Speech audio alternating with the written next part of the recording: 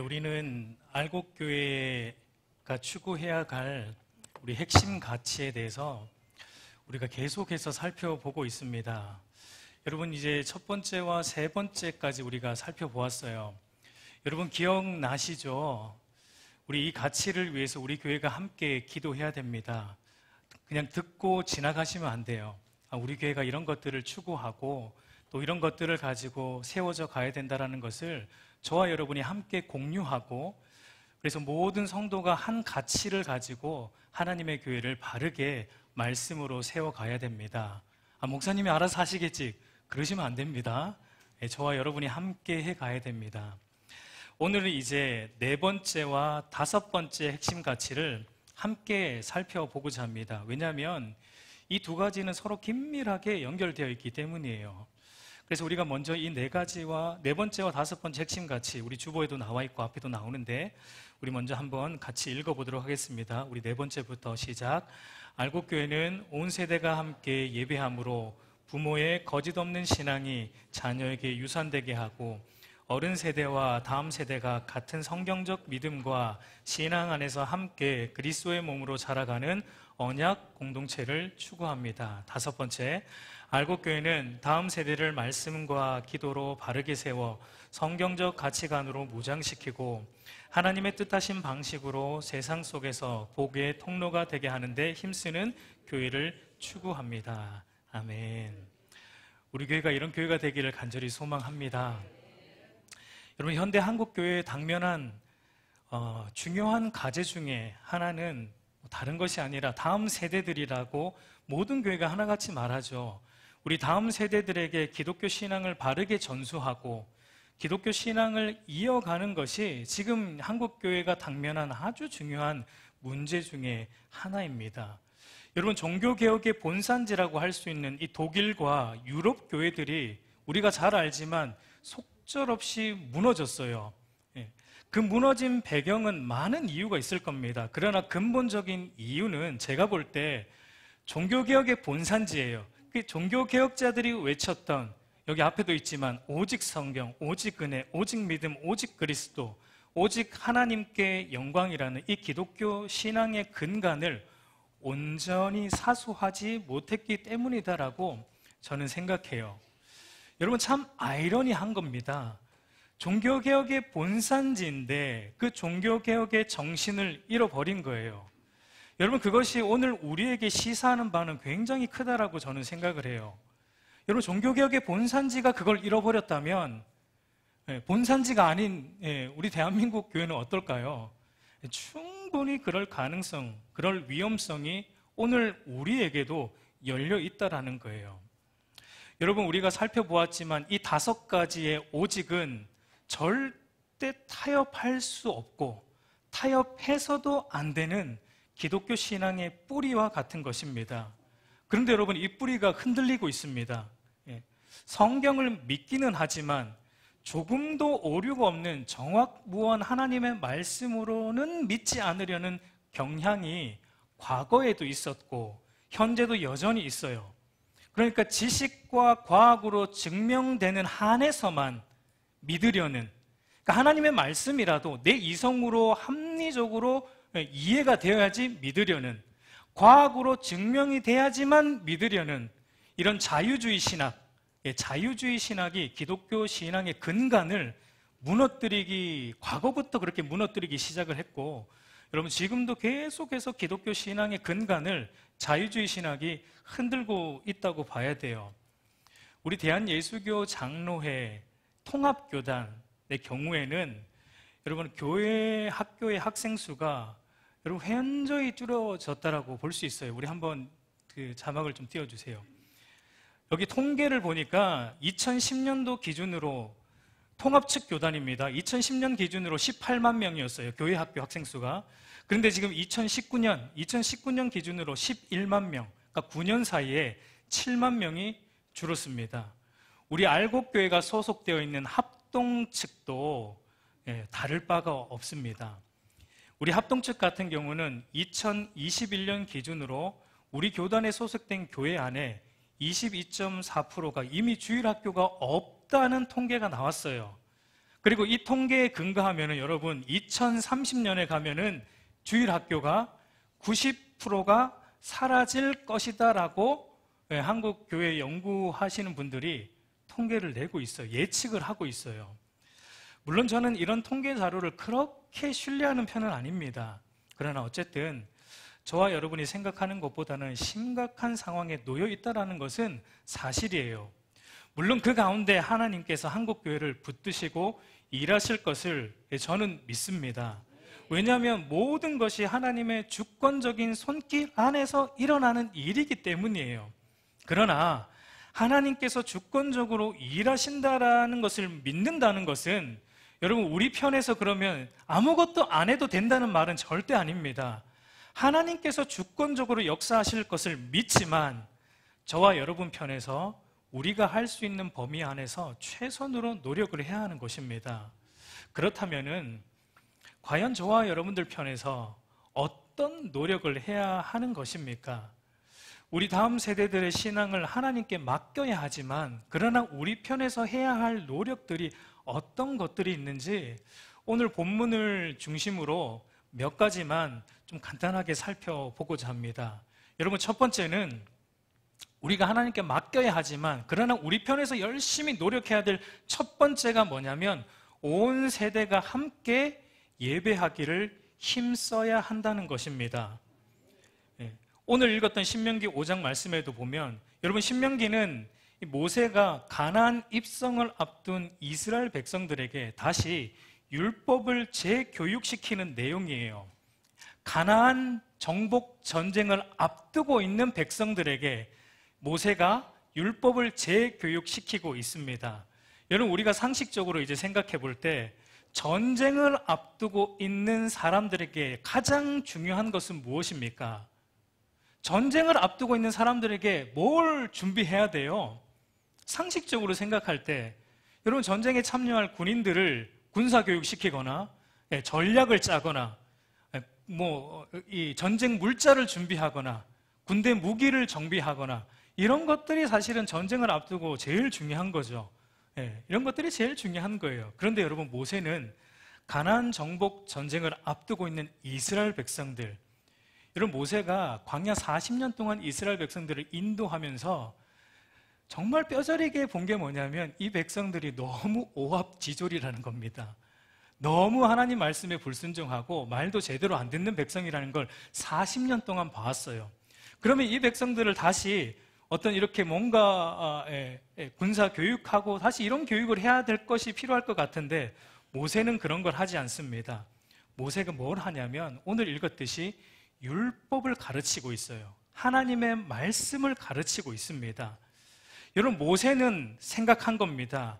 우리 인간이 생각할 때 전쟁의 승패는 군사력에 있고 전쟁 물자가 넉넉한 것에 달려 있지만 하나님의 사람 모세는 다르게 생각했어요. 하나님의 사람 모세는 전쟁의 승패는 그런 것에 달려 있는 것이 아니고 하나님께 달려 있고 그분의 말씀을 듣는 것에 달려 있다라는 것입니다. 왜 그렇습니까?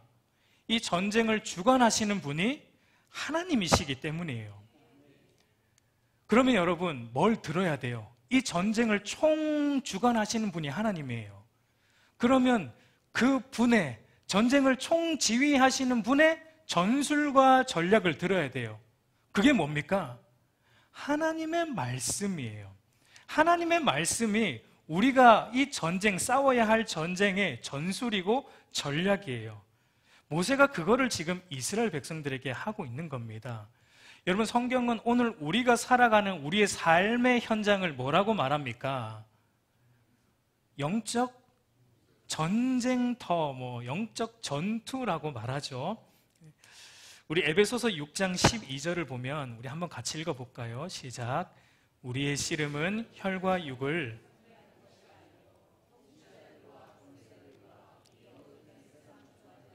하늘에 있는 악의 영들을 상대함이라.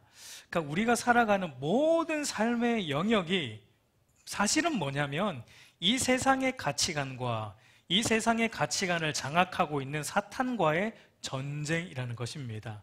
그러니까 우리가 지금 우리는 그냥 살아가는 것 같지만 실은 우리는 영적 전쟁 중에 있어요. 전시 상황을 우리가 살아가고 있는 거예요. 그런데 여러분, 사도 바울도 이런 영적 전쟁을 이기기 위해서 우리가 해야 할 것이 있는데 하나님의 전신갑주를 취하라고 말하는데 그 첫 번째 전신갑주를 바울이 뭐라고 말합니까? 우리 에베소서 6장 14절 우리 한번 같이 읽어볼까요? 시작. 그런즉 서서 진리로 너희 허리띠를 띠고. 그러니까 영적 전쟁을 싸우기 위해서 우리가 하나님의 전신갑주를 입어야 되는데 그 전신갑주에도 입는 순서가 있어요. 근데 그 첫 번째가 뭐냐면 진리의 허리띠를 둘러야 된다는 겁니다. 여러분, 그 말이 뭐냐면 우리가 싸우는 이 영적 전쟁의 성격이 무슨 전쟁이라는 겁니까? 진리 전쟁이라는 거예요. 진리 전쟁. 여러분, 우리가 살아가는 삶의 현장은 눈에 보이지 않는 진리와 비진리의 전쟁이에요. 가치관의 전쟁이라고 할 수 있어요. 우리가 싸우는 영적 전쟁은 진리와 비진리, 하나님 나라의 가치와 이 세상 나라 가치관의 전쟁이라고 볼 수 있습니다. 그렇기 때문에 우리의 삶의 영적 전쟁을 이기려면 여러분, 물론 이 세상에서 우리가 실력을 쌓는 것도 무시할 수 없습니다. 공부 열심히 해야 됩니다. 우리 학생들은 실력을 쌓는 것도 무시할 수 없어요. 그러나 그것보다 더 중요한 것은 율법, 곧 하나님의 말씀에 대한 이 진리에 대한 바른 교육이 필요하고 그 진리의 말씀을 우리 허리에, 우리의 몸을 지탱해 주는 허리에 그 말씀을 둘러야 된다라는 것을 바울도 가장 중요하게 보았다라는 것을 알 수 있습니다. 여러분, 그런 이유 때문에 모세도 가나안 정복 전쟁을 앞둔 이스라엘 백성들을 불러 모아놓고 율법 교육을, 말씀 교육을 시키고 있는 것을 보게 돼요. 여러분, 그런데 중요한 것은 모세가 누구를 부르고 있어요? 누구를?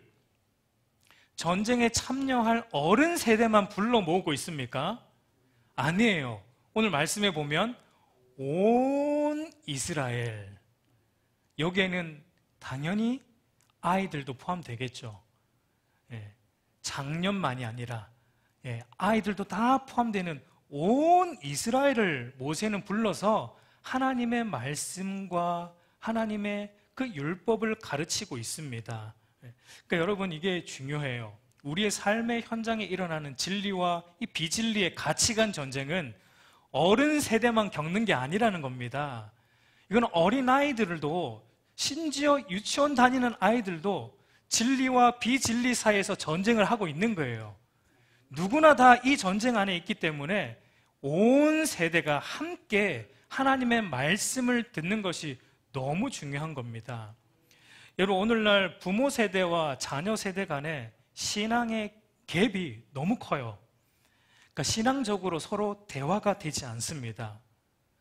여러분, 이것은 단순히 세대 차이의 문제가 아니라고 저는 생각해요. 여러분, 기독교 신앙이 세대가 있을까요? 없습니다, 사실은. 우리는 세대 차이 뭐 이런 얘기하지만 기독교 신앙은 세대 차이가 없어요. 여러분, 예수님은 어제나 오늘이나 영원토록 동일하신 분이세요. 과거에 믿었던 예수님이 다르고 오늘 21세기를 살아가는 저와 여러분들이 믿는 예수님이 다릅니까?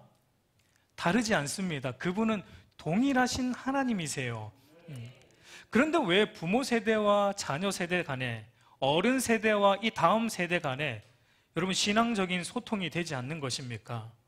그 이유가 무엇입니까? 여러분, 그것은 같은 말씀으로, 같은 믿음 안에서 자라지 않았기 때문이에요. 같은 성경적 가치를 듣지 않았고, 배우지 않았고, 또 공유하지 않았기 때문입니다. 아무리 여러분 같은 세대라도 서로 가치관이 다르면 말이 통합니까? 안 통합니까? 안 통합니다. 아무리 나이가 같아도 서로가 추구하는 바가 다르면 말이 안 통해요. 여러분, 마찬가지로 아무리 나이의 차이가 있어도 서로의 가치관이 같으면 어때요? 말이 통합니다. 그러니까 같은 성경적 가치관을 견지하고 있으면 여러분 말이 통해요. 여러분, 그러면은 부모 세대와 자녀 세대 간에 이런 성경적 가치를 어떻게 함께 공유하고 함께 형성할 수 있습니까? 그건 여러분 간단한 거예요. 함께 예배하면 되는 거예요. 부모와 자녀가 함께 한 말씀을 들으며 한 성경적 가치를 공유하고 대화를 지속적으로 할 때 그게 형성이 됩니다. 안 될 것 같죠? 여러분 돼요, 진짜. 저희 둘째 이제 요한이가 저에게 이제 이런 말을 자주 해요. 아빠, 나는 거듭 안 난 것 같아. 자꾸 마음속에 하나님이 기뻐하지 않는 생각이 들어. 그래요. 제가 그럽니다. 그래, 아빠도 그렇게 생각해. 네, 아빠도 네가 거듭 안 난 것 같아. 그런데 요한이가 거듭남에 대해서 이렇게 고민하고 있는 걸 보니까 하나님께서 거듭나게 해주실 것 같아. 엄마 아빠도 시온이 형과 요한이를 위해서 날마다 거듭남을 위해 늘 기도하니까 같이 기도하자. 그리고 요즘은 이제 제가 좀 떨어져 사니까 뜸했는데, 원래 이제 같이 살 때 요한이랑 저랑 같이 자면서 밤마다 기도하고 거듭남을 위해서 기도하고 자는데, 여러분 거듭남이라는 이 대화가 요한이랑 저랑 통합니다. 세대가 달라도 대화가 통합니다.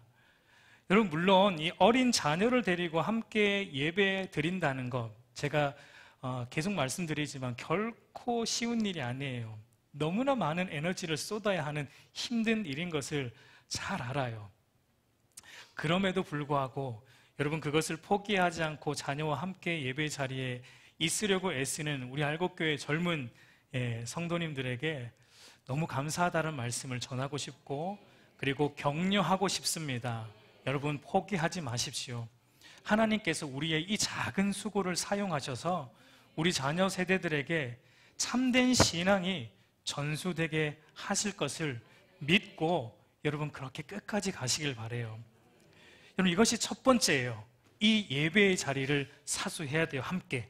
그리고 두 번째로, 하나님께 우리가 물론 맡기지만 두 번째로 저와 여러분들 편에서 우리 부모 세대가, 그리고 우리 어른 세대가 노력해야 되는 두 번째 일은 뭐냐면, 우리 자녀 세대들에게, 다음 세대들에게 항상 하나님의 말씀으로 사고하고 하나님의 말씀으로 적용하는 것들을 가르치고 훈련해야 돼요. 성경적 가치관을 확립하도록 우리가 도와줘야 되고 가르쳐야 합니다. 우리 신명기 6장 말씀에도 보면 모세가 이제 말씀을 가르칠 때 이 말씀을 이스라엘 백성들에게 어디에 새기라고 말하고 있어요? 하나님의 말씀을 너희는 어디에 새기라고 말합니까? 모세가 마음에 새기라고 말합니다. 머리에 이 말씀을 새기라가 아니라 마음에 새기라고 말하고 있어요. 여러분, 마음이라는 것은 뭘 가르쳐요? 단순히 감상적인 어떤 그런 느끼는 그 마음을 말하는 게 아니죠. 마음이라는 것은 우리의 전 인격체를 말하고 있는 겁니다. 성경에서 마음이라는 것은 우리의 지정의가 다 압축되어 있는 우리의 전 인격을 말하고 있어요. 우리의 전 인격의 마음을 담으라라고 모세가 말하고 있어요. 여러분, 그 말은 우리가 하나님의 말씀을 들을 때 그 말씀이 우리의 1차적으로는 머릿속에 들어옵니다. 그러나 그것이 머리에만 머물면 안 된다는 얘기예요. 머릿속에 들어온 말씀이 어디로 가야 됩니까? 저와 여러분의 가슴으로 가야 돼요. 그래서 그 말씀이 우리의 가슴을 뜨겁게 해야 되고 우리의 가슴을 뛰게 해야 돼요. 여러분, 하나님의 말씀을 들을 때 여러분의 가슴이 뛰고 있습니까? 뭔가 좀 아직 좀 안 뛰고 있는 것 같은데 뛰어야 돼요. 그리고 가슴을 뛰게 한 그 말씀이 그 다음엔 어디로 가야 됩니까?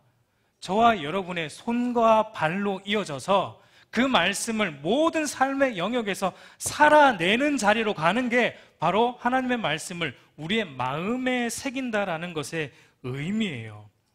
그러니까 여러분, 말씀을 마음에 새기라는 것은 머리로 이해한 것이 그치지 않고 가슴으로 손과 발로 이어져서 집에 있을 때든지 누워 있을 때든지 일어날 때든지 길에 갈 때든지 언제든지 그렇게 해야 되고, 또 그것을 자녀 세대들에게 가르치라고 말하고 있어요.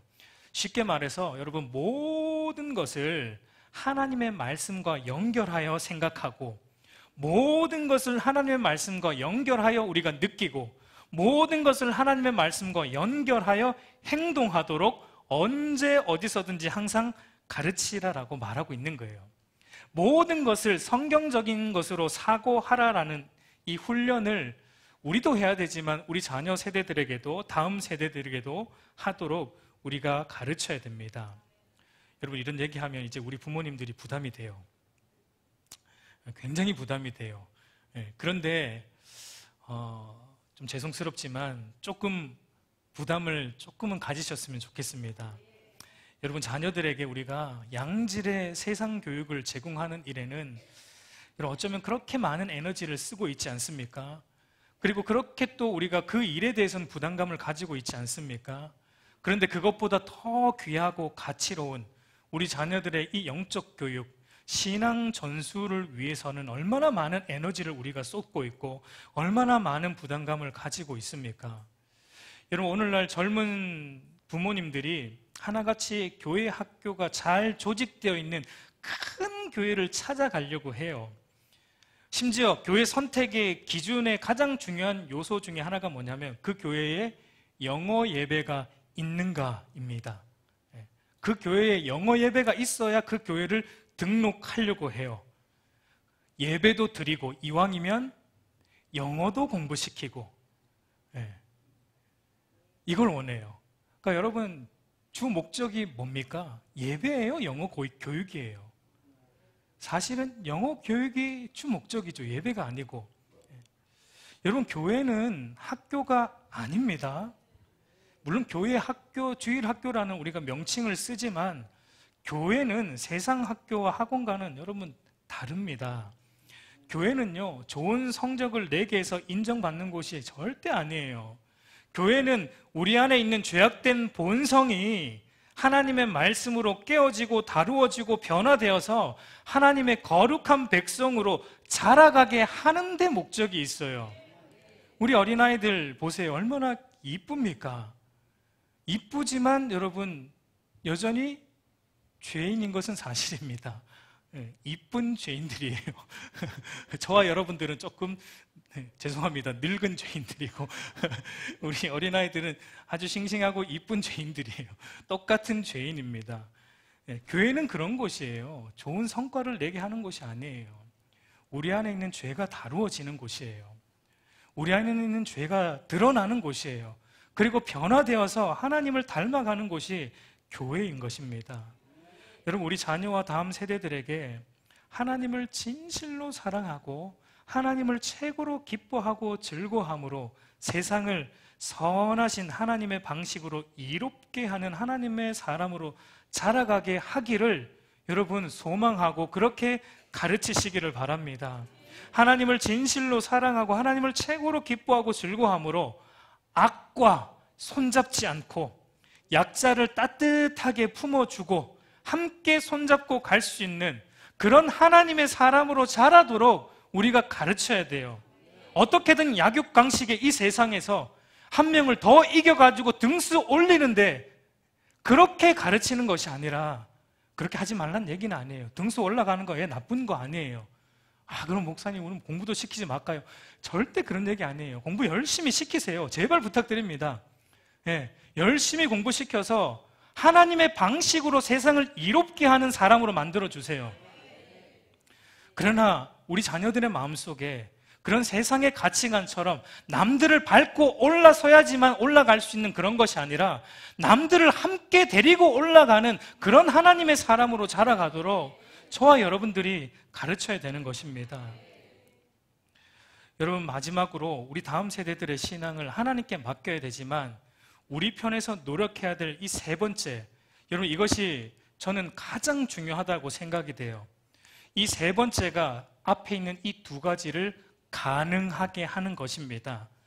그것이 뭐냐면 자녀 세대들에게, 다음 세대들에게 우리 부모 세대와 어른 세대가 먼저 믿음의 본을 보여야 합니다.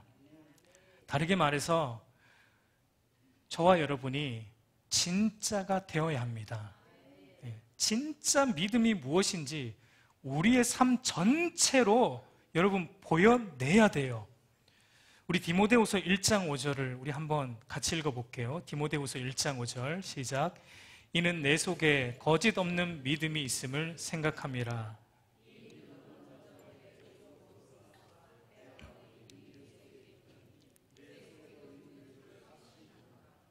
여러분, 바울은 디모데의 신앙을 어떻게 평가하고 있냐면 디모데 안에 거짓 없는 믿음이 있다라고 말하고 있어요.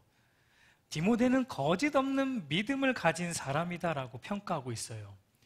거짓 없다라는 말의 반대말은 위선적이다라는 말이에요. 여러분, 이 위선적이다라는 말의 이 원어적인 헬라어 원어적 의미가 뭐냐면 연기하다입니다. 위선이라는 말이 연기하다라는 의미예요. 그러니까 위선적인 믿음은 어떤 것이냐면 참된 믿음이 없는데 겉으로 내가 행하고 있는 기도와 헌금과 구제와 예배와 여러 종교적인 것들로 내가 마치 신앙이 있는 것처럼 남들에게 보여낸다, 연기한다, 믿음 있는 것처럼 연기하는 게 위선적인 신앙입니다. 쉽게 말해서 말로만 믿는 겁니다. 교회 안에서만 신앙 있는 것처럼 행동하지만 실질적으로는 그 사람의 마음 중심과 교회 밖에서의 삶의 내용은 말씀이 아니라 세상의 가치관을 따라 세상 사람들과 똑같이 생각하고 행동하고 살아가고 있는 거예요. 그런데 여러분, 디모데는 그렇지 않았어요. 디모데는 거짓 없는 진실된 믿음을 가지고 있다라고 바울이 말합니다.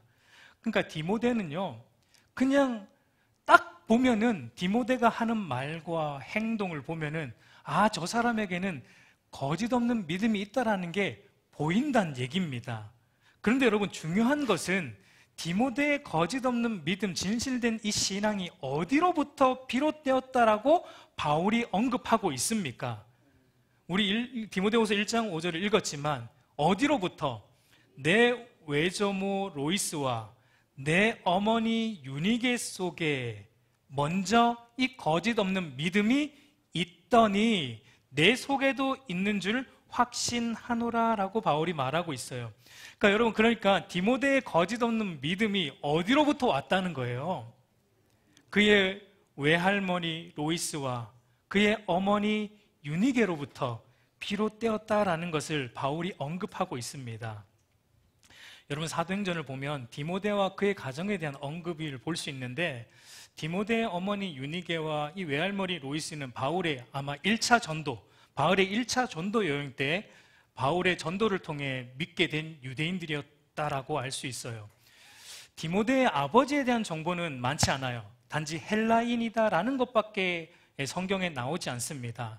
아마도 디모데의 아버지는 신앙이 없는 아버지였다라고 우리가 추측해 볼 수 있어요. 어쨌든 디모데의 외할머니와 어머니는 굉장한 믿음, 거짓 없는 믿음을 소유한 사람이었다라는 것은 우리가 성경을 통해 보게 돼요. 그리고 이 디모데 안에 있는 거짓 없는 믿음이 바로 이 외할머니와 어머니의 믿음으로부터 비롯되었다라는 것을 말하고 있습니다.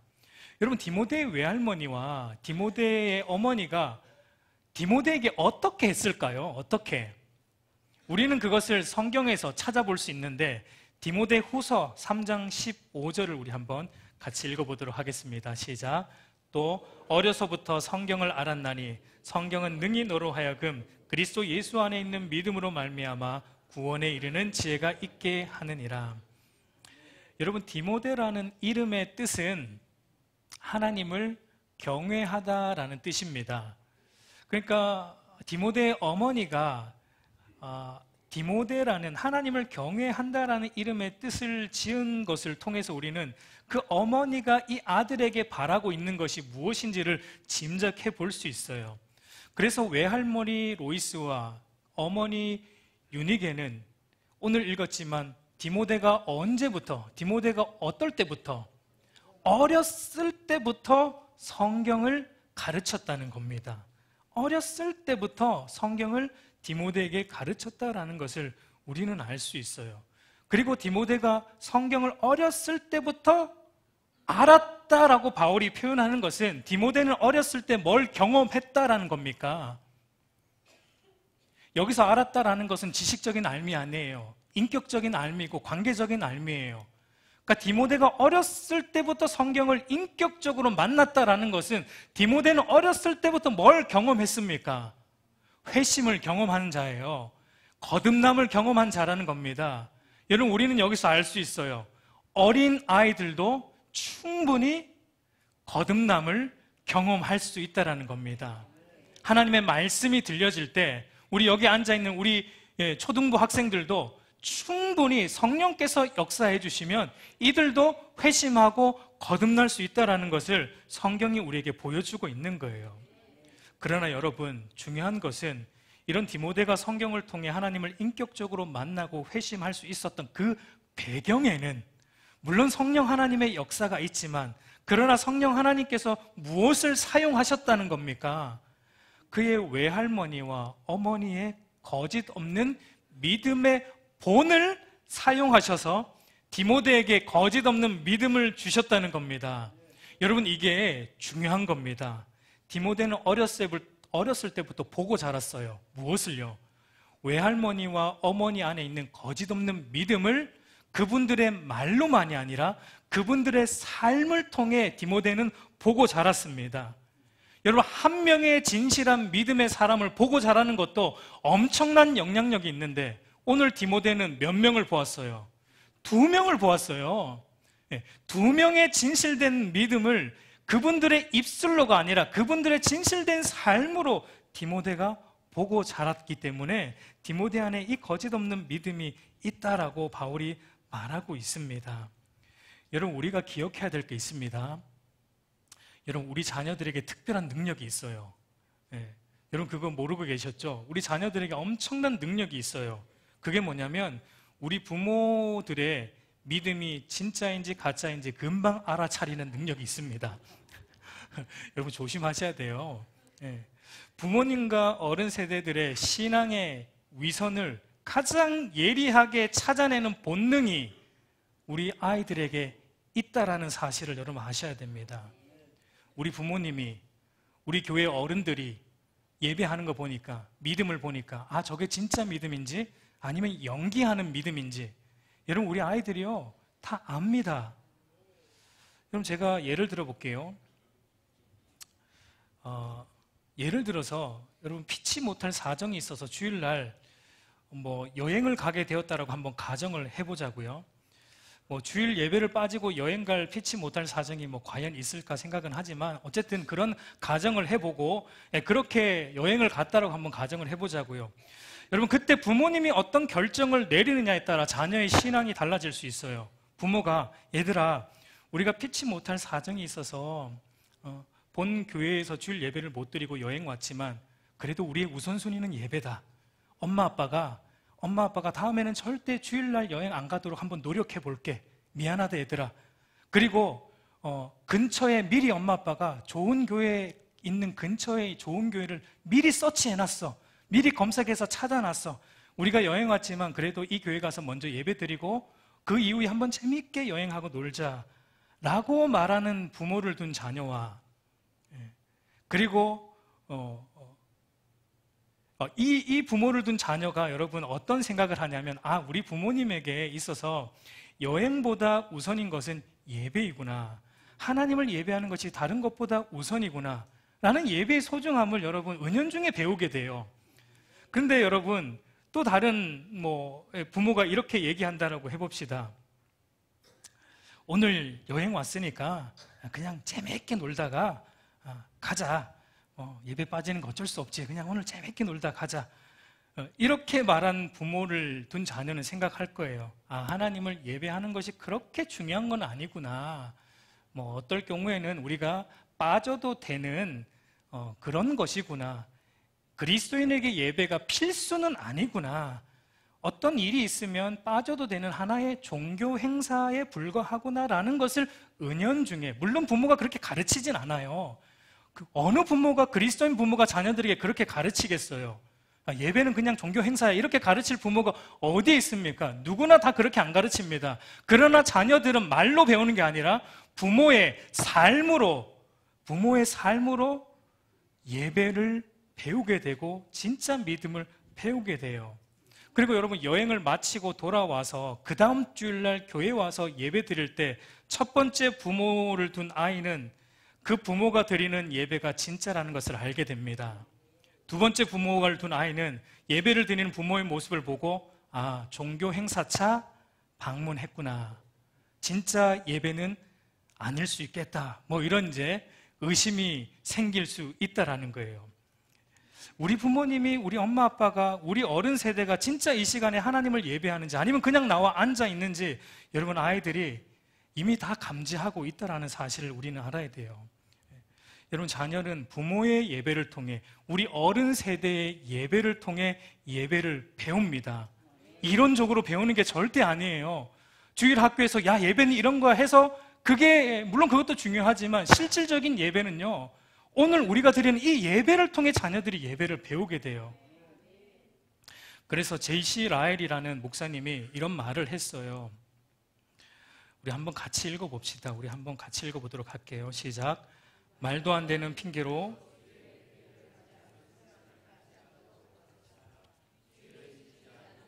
자기의 영혼을 살해하는 일이라고 분명히 가르치라.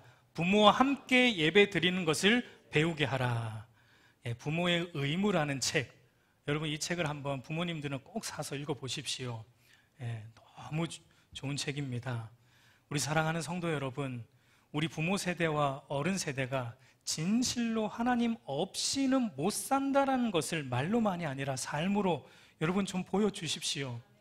우리 아빠 엄마는, 우리 알곡교회 장로님들은, 우리 알곡교회 권사님들은, 우리 알곡교회 집사님들은 정말 하나님 없이는 못 사는 분들 맞는 것 같아.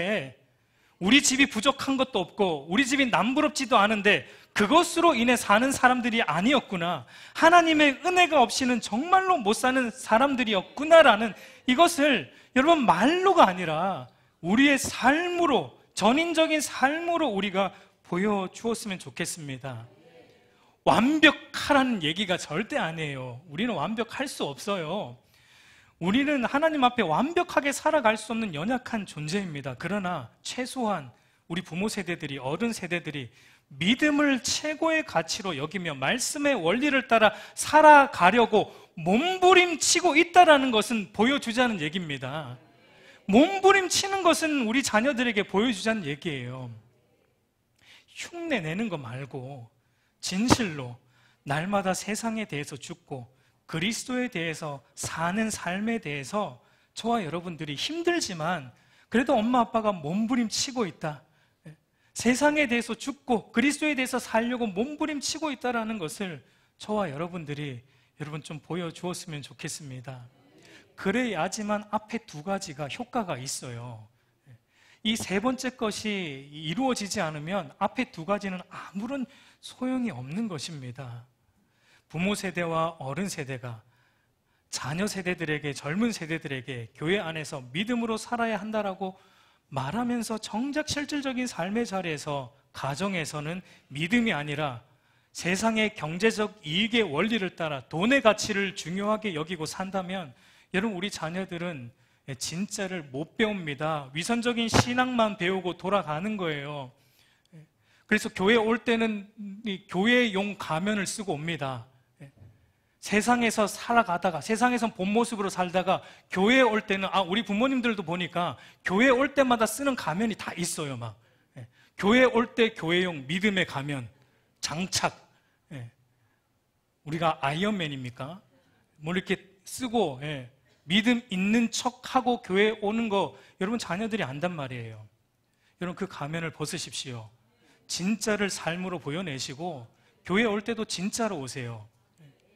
여러분 지금이라도 저는 말하지만 늦지 않았습니다. 우리가 다시 바로 잡아야 되고 우리가 먼저 살아야 되고 우리 자녀들을 그렇게 세워갈 때 여러분 교회가 소망이 있습니다. 우리 온 세대가 그래야지만 같은 한 믿음, 거짓 없는 믿음 안에서 자라갈 수 있어요. 따로 놀지 않을 수 있단 말이에요. 여러분 부모와 함께 앉아 예배 드리는 자녀, 장난칠지라도 잠을 잘지라도 그 기억은 평생 갑니다. 무엇과도 바꿀 수 없는 소중한 기억으로 그 자녀들의 머릿속에 기억될 겁니다. 여러분, 애들은 부모의 예배를 통해, 다음 세대들은 우리 교회 어른들의 예배를 통해 참된 예배를 배운다라는 사실을 기억하시고 여러분들 예배자가 되시길 바라요. 예배의 구경꾼이 되지 마시고 참된 예배자로 이 자리에 매 순간 나오는 저와 여러분들이 되었으면 좋겠습니다. 우리 사랑하는 성도 여러분, 진짜를 보여주십시오. 진짜 우리가 하나님을 갈망하고 있다라는 것을 진짜 보여주었으면 좋겠습니다. 여러분, 저부터 그렇게 몸부림치겠습니다. 여러분, 우리가 그렇게 몸부림쳐야 돼요. 여러분, 이제는 우리가 우리 다음 세대와 자녀 세대를 위해 울 때예요. 이제는 울 때입니다. 여러분, 그동안 우리가 우리 자녀의 학업을 위해, 취업을 위해, 성공을 위해 얼마나 많이 울었어요. 그런 것들을 위해 얼마나 많이 울었어요. 그런데 우리 자녀들의 신앙을 위해서는 여러분 얼마나 울어보셨습니까? 눈물 안 나오는데 뭐 억지로 울란 얘기는 아니에요. 울려고 우는 게 아니에요. 교회를 떠나가는 자녀 세대들을 볼 때 여러분 눈물이 안 나옵니까? 하나님의 말씀을 떠나가는 우리 자녀들을 볼 때 눈물이 안 나옵니까? 세상적으로 아무리 성공해도 하나님 말씀으로 벗어난 자녀들을 볼 때 눈물이 나오는 것이 여러분 당연한 것이죠. 여러분, 디모데 안에 진실된 눈물이 있었어요. 디모데후서 1장 4절을 보면 이렇게 말합니다. 바울이 내 눈물을 생각하여 너 보기를 원하면 내 기쁨이 가득하게 하려 함이라. 여러분, 디모데는요 하나님을 향한 진실된 눈물을 가지고 있는 사람이에요. 근데 그 진실된 눈물이 누구로부터 왔을까? 당연히 그 외할머니 로이스와 어머니 유니게로부터 왔습니다. 디모데는 외할머니와 어머니의 눈물을 보고 자랐기 때문에 그래요. 무슨 눈물을 흘렸을까요? 그 외할머니와 어머니가 하나님 앞에서 늘 자신의 죄악됨에 대해서 가슴을 치며 울었을 겁니다. 그리고 그런 죄 많은 인생을 구원하신 하나님의 은혜 앞에 늘 감격하여 울었을 거예요. 그리고 또 뭘 위해 울었을까요? 디모데를 위해 울었겠죠. 디모데에게 거짓 없는 믿음이 있게 해달라고 날마다 밤낮으로 그의 어머니와 할머니는 기도했겠죠. 디모데가 그걸 보고 자란 것입니다. 그래서 디모데 안에도 진실된 눈물이 있어요. 오늘날 우리는 눈물이 사라졌어요. 눈물 흘리면 뭔가 이상하게 봐요. 눈물 없는 신앙이 뭐 세련돼 보입니다. 절대 그렇지 않습니다, 여러분. 우리 안에 진실된 눈물이 있어야 돼요. 여러분, 하나님은 성도의 진실된 눈물을 여러분 기억하신다는 걸 아셔야 돼요. 시편 56편 8절을 보면 우리 한번 같이 읽어보겠습니다. 시작. 나의 눈물을 주의 병에 담으소서. 거짓 없는 진실된 믿음으로 인해서 흘리는 그 눈물, 여러분 하나님은 절대 잊지 않으세요. 반드시 기억하신다라는 거예요. 하나님의 병에 담아 놓으신다는 얘기입니다. 우리 사랑하는 성도 여러분, 이제 말씀을 맺겠습니다. 여러분, 먼저 우리 어른된 저와 여러분 안에 거짓 없는 믿음이 있기를 간절히 소망합니다. 여러분, 없다면 여러분 자신이 알 거예요. 없다면 여러분 가슴을 쳐서 하나님 앞에 부르짖으세요. 왜 없는데도 부르짖지 않습니까? 없다면, 만약에 없다면 여러분 하나님 앞에 나와서 부르짖고 거짓 없는 믿음을 달라고, 여러분 우리 안에 먼저 거듭남이 일어나게 해달라고 하나님 앞에 찾고 갈망하고 부르짖기를 바랍니다. 그게 먼저 선행이 돼야 돼요. 그리고 우리 자녀들에게 여러분 물질의 유산을 남겨주려 하지 말고 거짓 없는 믿음과 신앙의 유산을 남겨주는 것을 힘쓰는 자들이 되기를 바랍니다. 우리 다음 세대들에게 큰 교회 건물, 화려한 교회 남겨주는 것이 아니라 거짓 없는 믿음과 신앙의 유산을 남겨주는 우리 알곡교회가 되기를 저는 간절히 소망합니다. 그리고 우리 알곡교회 유아로부터 작년에 이르는 온 세대가 그렇게 거짓 없는 믿음 안에서 함께 여러분 살아가는 은혜가 있기를 간절히 소망해요. 그래서 우리 어린아이들과도 그런 신앙적인 대화를 하며 그런 셀 모임을 통해 우리 어린아이들과도 우리 어린아이들의 그 거짓 없는 믿음을 통해 우리 어른 세대도 배우고 또 우리 어린 세대의 거짓 없는 믿음을 어린아이들에게 전수해 줄 수 있는 그런 복된 교회가 우리 알곡교회가 되기를 우리 주님의 이름으로 축복합니다.